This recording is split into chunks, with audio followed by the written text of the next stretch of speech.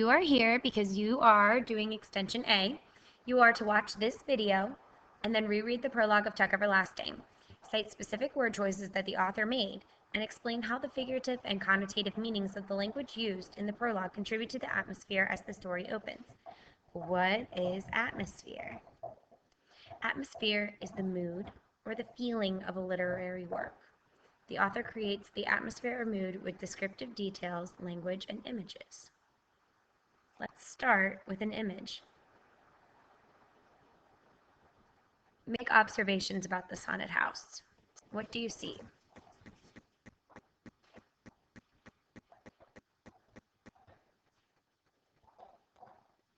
I see bats, which definitely have kind of a creepy connotation. I associate them with vampires and dark things. We also have a full moon, which I associate with Halloween. We have darkness, and we talked about in class the difference between black and white and the connotative meanings that both of those things have. And then graves, which we definitely associate with death.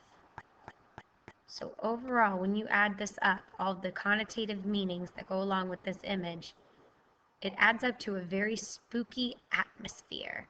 We have a spooky feeling as we look at this. So instead of those images, we're going to look at specific word choices. This is from chapter 1 of Tuck Everlasting, and we read this in the connotation video as well. The road that led to Tree Gap had been trod out long before by herds of cows who were, to say the least, relaxed.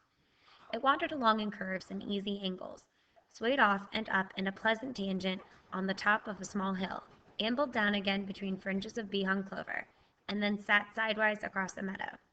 Here its edges blurred. It widened and seemed to pause, suggesting tranquil and bovine picnics, slow chewing and thoughtful contemplation of the infinite. Words like relaxed, easy, pleasant, pause, tranquil, bovine, slow, and thoughtful led me to believe that this atmosphere is calm, it's peaceful, and it's serene because of those specific word choices made by the author and their connotative meanings. Let's look at this passage. The laughing wind skipped through the village, teasing trees until they danced with anger and cajoling the grass into fighting itself, blade slapping blade, as the silly dog, with goofball eyes and flopping slobbery tongue, bounded across the lawn. I have certain word choices that I want to point out. Laughing wind, which also is an example of personification. Teasing trees. Danced. Silly. Flopping tongue. This is a light-hearted or pleasant atmosphere. I could also say it's silly or playful because of these specific word choices that the author made. Let's also look at this passage from A Wrinkle in Time. I'm going to underline specific word choices that the author made that I think contribute to the atmosphere. It was a dark and stormy night. In her attic bedroom, Margaret Murray, wrapped in an old patchwork quilt, sat on the foot of her bed and watched the trees tossing in the frenzied lashing of the wind. Behind the trees, clouds scudded frantically across the sky. Every few moments, the moon ripped through them, creating wraith-like shadows that raced along the ground. The house shook. Wrapped in her quilt, Meg shook. Now, when I see these word choices, dark, stormy, attic, I think of something spooky or creepy.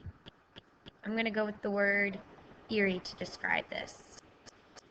But then I also see frenzied, frantic, and that the house and Meg are shaking. It's definitely uneasy, tense, or very anxious. So now it's your turn to reread the prologue of Tuck Everlasting. You are going to cite specific word choices that the author made and explain how the figurative meanings or the connotation of those words contribute to the atmosphere as the story opens.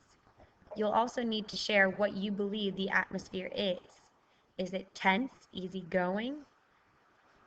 Review this video for some more words if you're looking for words to describe the atmosphere. Good luck!